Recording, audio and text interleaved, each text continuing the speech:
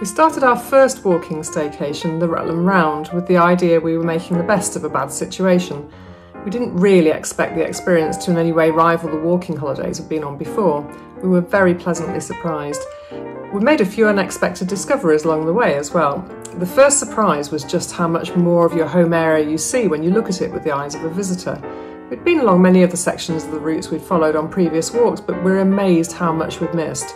Another pleasant discovery was how cheap it is to holiday this way. No flights, no hotels, and we took a flask and packed lunch, so no dining out costs. You also get a much better night's sleep in your own bed than you ever do in an unfamiliar hotel room. Perhaps the best thing about a staycation is how flexible it is. When we were tired, we took a rest day, and if the weather forecast was poor, we stayed dry.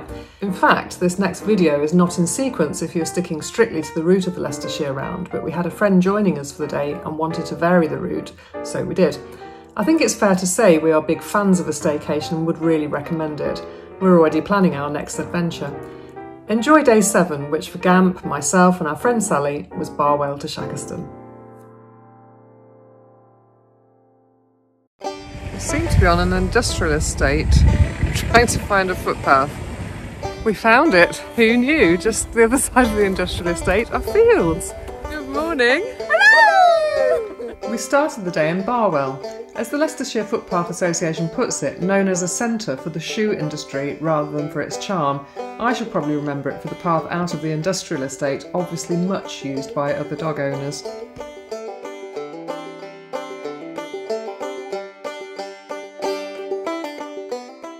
Our route soon passed alongside the Ashby Canal, which opened in 1804 to transport minerals mined locally. So not to put too fine a point on this, but day 6 of the Leicestershire Round, and we've completed the Rutland Round. This is our first coffee and cake!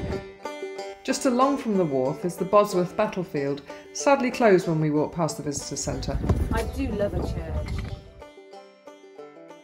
Sutton Cheney was a very pretty village with an interesting church, said to be the place where Richard III celebrated Mass the night before the Battle of Bosworth Field.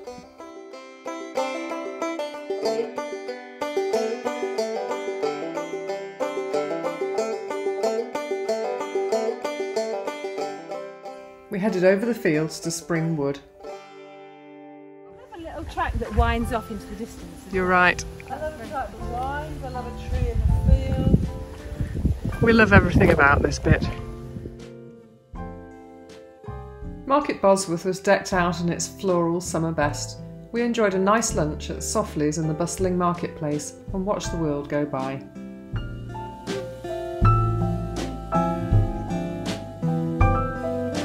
Keep going. There we go.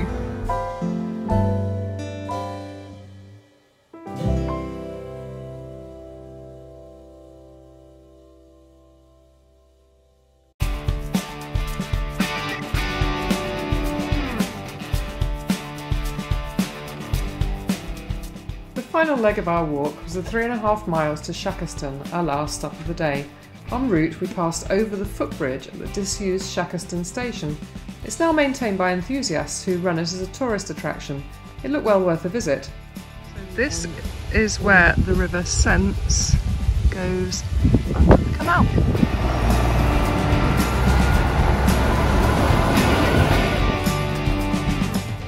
Refreshed by our lunch, we arrived in Shackeston with energy to spare and already looking forward to the next stage of the walk.